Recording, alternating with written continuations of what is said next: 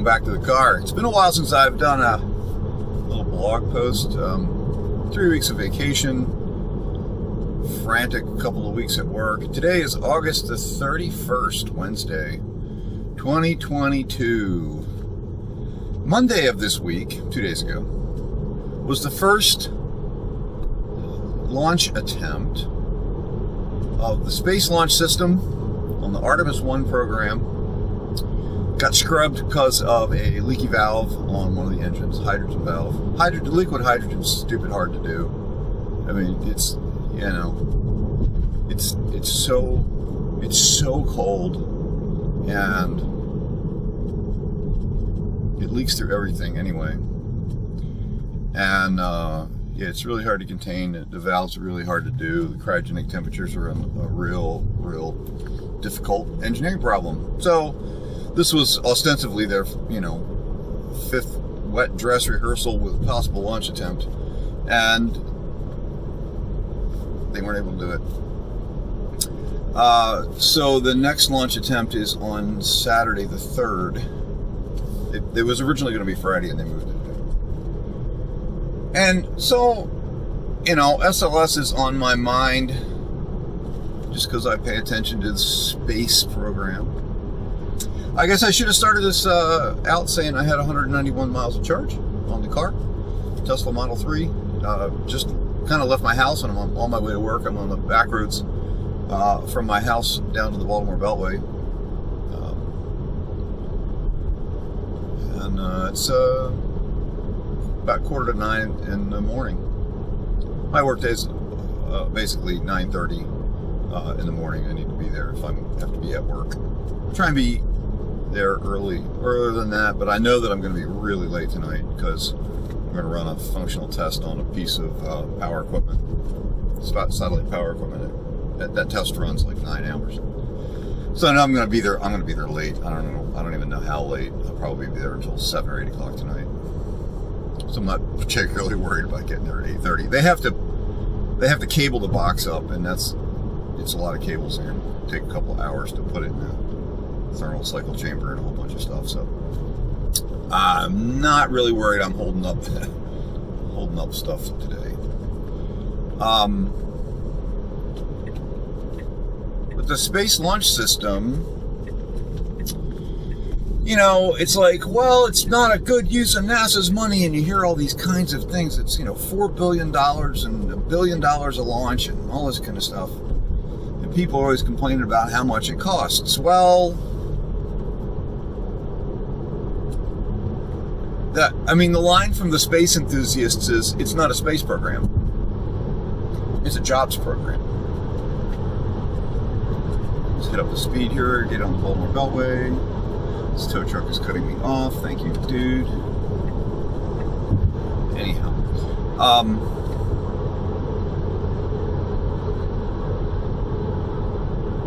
Sorry, I'm making sure I'm being safe in traffic here. All right. And some of the space enthusiasts, there's certainly people who are huge supporters of the Space Launch System. I'm a supporter, maybe not a huge supporter. It's going to be a good rocket. It's going to do a lot of great things. It has a lot of great capability. But it's a jobs program. It's always been a jobs program. It's not really a space program per se.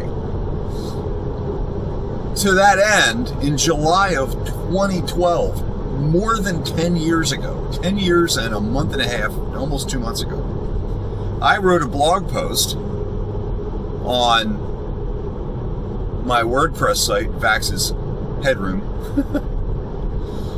where I can say more things than I can say on Twitter. There was the only two accounts I had at the time. I wasn't really using YouTube for personal stuff. I was really using YouTube mostly for my recording studio at the time. So really all I had was Twitter and WordPress. And I'm jumping into some stopping traffic here. So I'm gonna let the car drive. And I was critical of the time, and that blog post was called "Beer Bet It Never Flies." And I've had not a lot of people read that, but I've had a couple people take, yes, okay. I had to turn the steering wheel. It doesn't like the fact that there's road cones over here.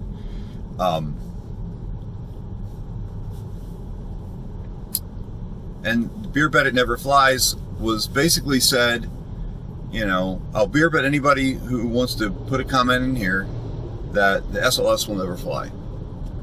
Not even a test flight. It'll never commit to launch. It'll never light the solid rocket motors and get off the pad. So it looks like I'm about to lose that bet. And I said in that writing, and I've been trying to be honest about it, not actually modify it or anything, and I'll be happy to be proven wrong. Right? Go ahead, launch the thing. I mean, it's really what we need to do. But it just didn't. I just figured it would get canceled before it actually committed launch. Like they would kill the. I thought Congress would kill the program, not NASA. I thought Congress would kill the program, and that we wouldn't actually have a moon program. Well, it looks like today, the Artemis program, we actually have a moon program. It's really stretched out and very underfunded, but looks like we're actually going. They've committed the money for, I think the line is that they've committed money for 8 SLS launches. And that's a lot. That's going to do some really fantastic things for the United States and the world at large, in terms of creating the opportunity, especially now that the commercial entities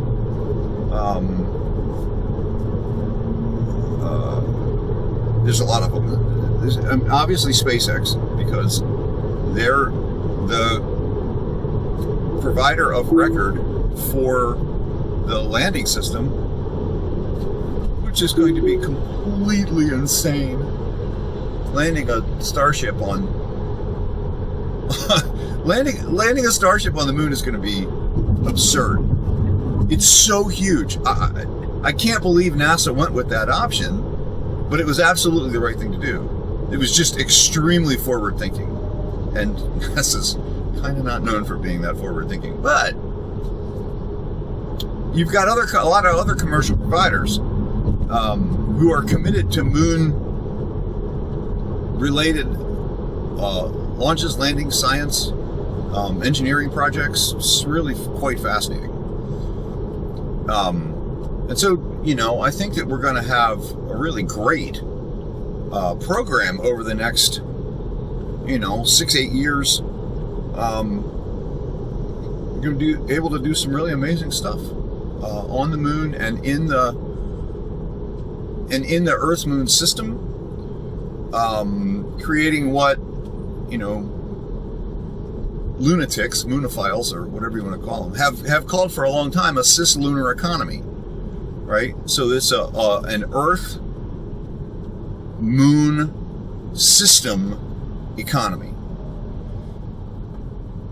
That's something that human beings have never done, and it will provide us opportunities for mining resources, tourism. I mean, people are like, space tourists, blah, blah, blah. You're never going to create an industry. Well, yeah, in fact, you probably are, actually. You're going to create a commercial. I mean, it's expensive. It's going to be millionaires who are going to do it. Or people who are willing to commit, maybe not millionaires, but billionaires, but people who have disposable income on the order of owning 2 houses. Okay?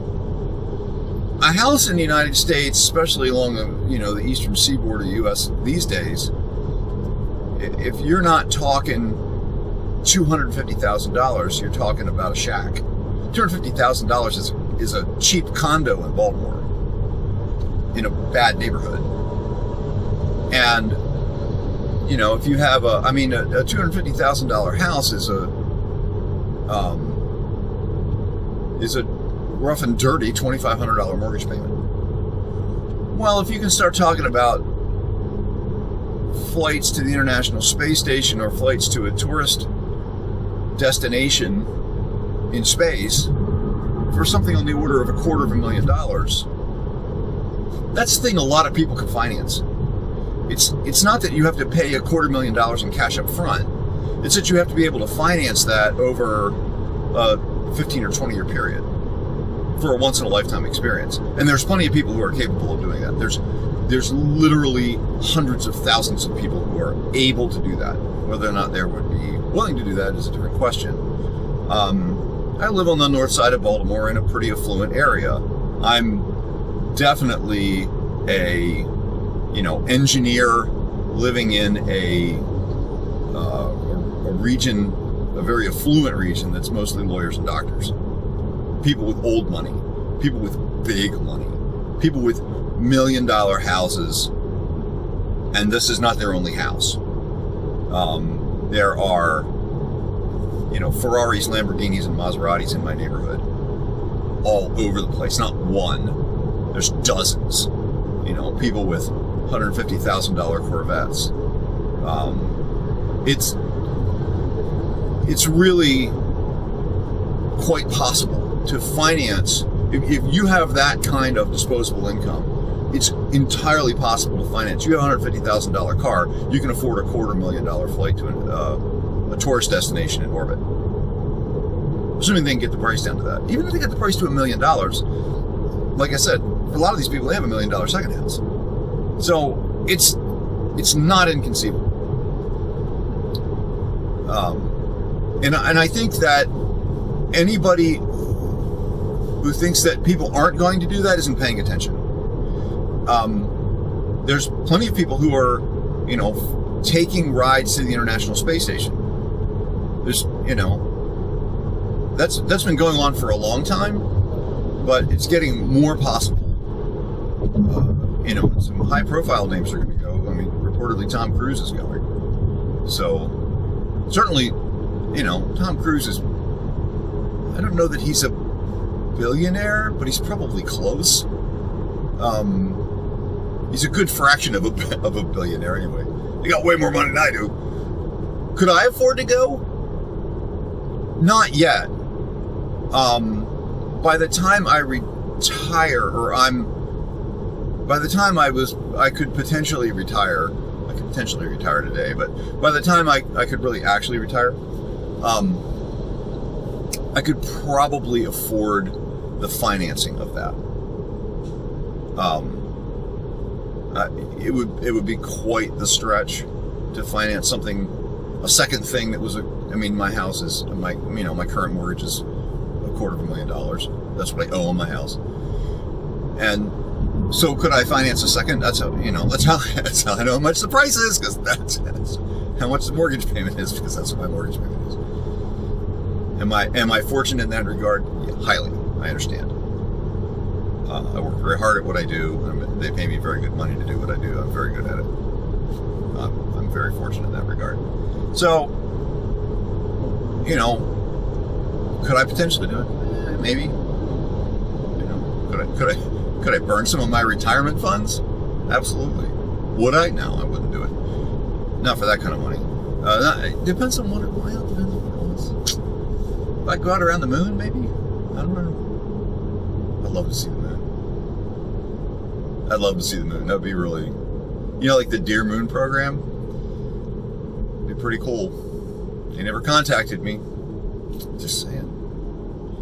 I'm a musician. It'd be fun. I hope they take, one of the things I said, we were talking about the Dear Moon program. I'll get back to SLS in a second. This is stream of consciousness anyways. That's what you get. I was at the Dear Moon announcement. I happened to be in California at the time they were doing that and got an invite, and was at that announcement. It's the first time I'd met Tim Dodd, the Everyday Astronaut, and a few other people that I knew were there, and that was super fun. And, would I want to go? Oh, yeah. I mean, one of the things that we talked about during that, we were sitting around drinking beers afterwards. One of the things we talked about was, well, who should they send? What kind of an artist should they send? And I'm like, man, they need to send a court sketch artist, right? They need to send somebody who can, in 5 minutes, capture the essence of an event or the mood and emotion of a moment, like somebody, looking out and seeing the lunar Terminator coming across the first time or something like that. You need to be able to capture the emotion of that. And somebody, like a court sketch artist, somebody who can sketch, somebody like with that kind of a skill who can just sketch an event and a snapshot, nearly instantly like that. That would be so cool, right? To be able to have pencil sketches that just grabbed that moment. Certainly you could do that with a photograph, but there's something about pencil on or charcoal on paper that's people who can really capture an emotional event like that are really amazing artists. And there's plenty of them around. So that's somebody that would be really interesting, I think, to take on, a flight drive. I'm driving on a flight like that. That'd be really cool. So, do I think that SLS is actually going to fly these missions, all these missions? Yeah, I think actually they will. Have they got some things to overcome? Yeah, sure. It's a first test flight. Any first flight's going to have all kinds of issues. They're being very careful. They're being very diligent. They don't really have go fever. They didn't like, it'll be okay. We're going to launch anyway. No, they need to do what they're doing. I don't know if they're actually rolling it back to the VAB. There was some report that they might do that. I got busy at work yesterday and wasn't paying attention.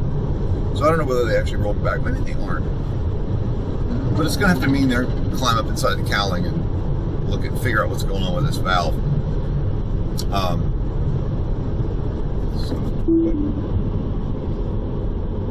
Autopilot's really good, but it doesn't plan ahead very well. So if I see traffic is slowing down and the car is just like, I'm doing 75, like, you need to slow down. And I'll turn the autopilot back on. Okay.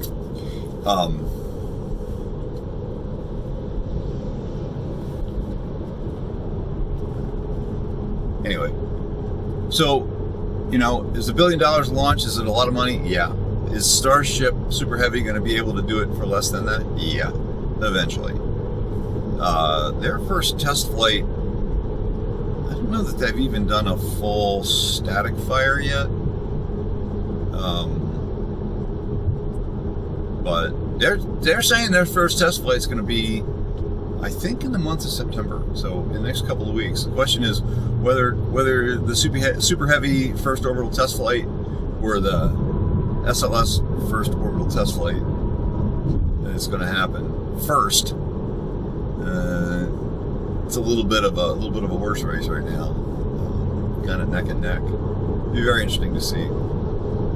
They're both fighting the same kinds of problems because they're both trying to do something that's really, really hard. So, am I surprised about that? No. I think that's exactly where they probably ought to be.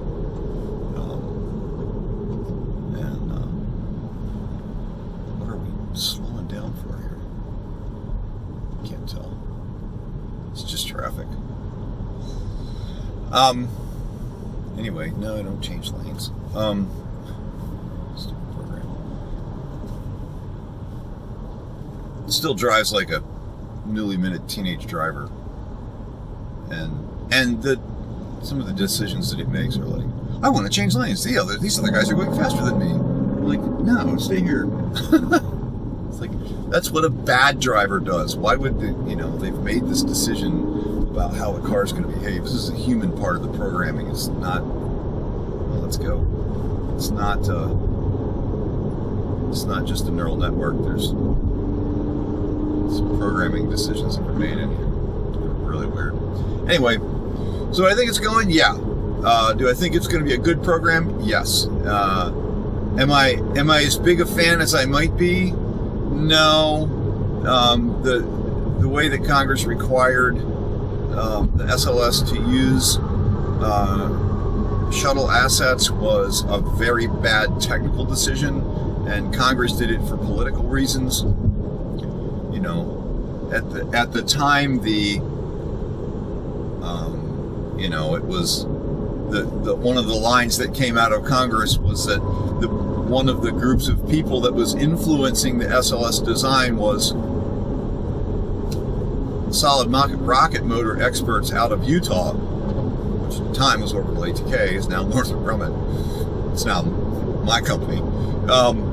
And we all kind of went, okay, you're letting the industry experts who want to sell their hardware influence the hardware design. That's a bad idea, Congress. It's a good political move because, the people who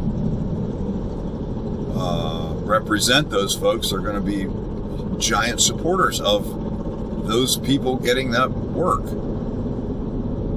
But as a rocket design technical decision, it needed to be a clean sheet design, and it wasn't.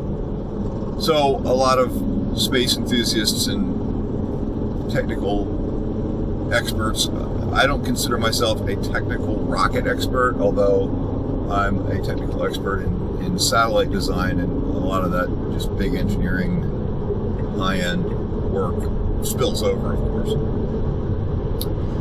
So, yeah, I was critical at the time, and I'm a little critical of it now, but in the long run, it's going to be a good project. It's going to be a good rocket. It's got capabilities that even Super Heavy and Starship don't have. They don't have, especially once it gets, on its planned upgrades.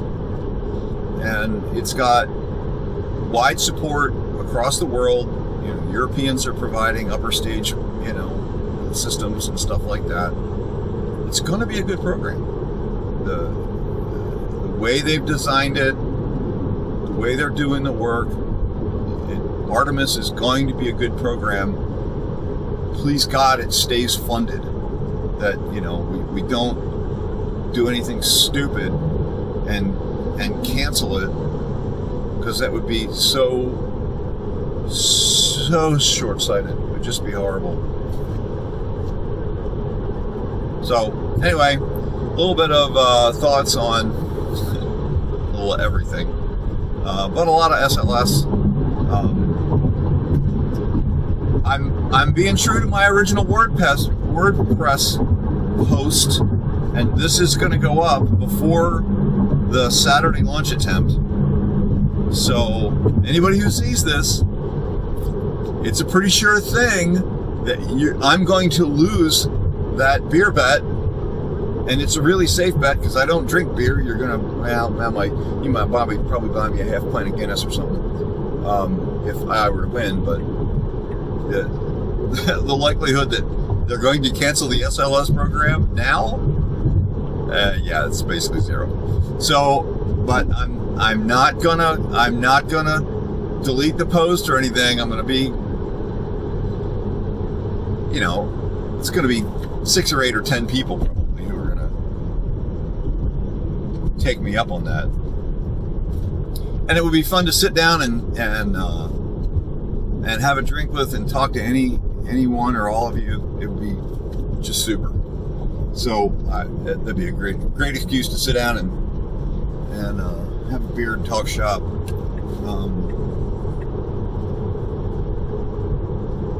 Buy you coffee too, and have a beer. Alright, I'm now I just got off of the Baltimore Beltway, and I'm on the Baltimore-Washington Parkway. Rolling to work. I got a functional test to do today, probably, like I said, it's going to run me like 9 hours. And some software fixes I got to do. This power box has charge control algorithm in it that's stupidly complicated. And there's a couple things in it that aren't quite right just yet. So got to fix those. So more work to do. Unfortunately, I can't talk about that program any more than I already have. We did ship a piece of hardware this week. I will say this, that I can talk about. My group within Northrop Grumman is basically today we build, one of the things that we build is power systems for satellites. And we are building the Robotics Power Distribution Unit, the RPDU, for Northrop Grumman's satellite servicing business to interface with a robot arm system that was built by the Naval Research Lab. All that's public knowledge. And the RPDU box is the first engineering unit. The full box is shipping this week. So that's super cool. I basically wrote the core code for that over the pandemic. And it's got 5 different board designs in it, and 18 total boards. They ran 11 kilowatts of power through it last week. That's pretty cool. And the main incoming power is a higher voltage than what the robotic arm wants. And so we have what are called buck converters. We actually buck 36 volts down to 32 volts. And it's a 12-phase power converter, and it runs at 98% efficiency. So we're crazy proud of that. That's really quite the accomplishment. And the electrical guys and the systems engineers and people who worked on all the algorithms for that, I really just took the algorithms and coded them.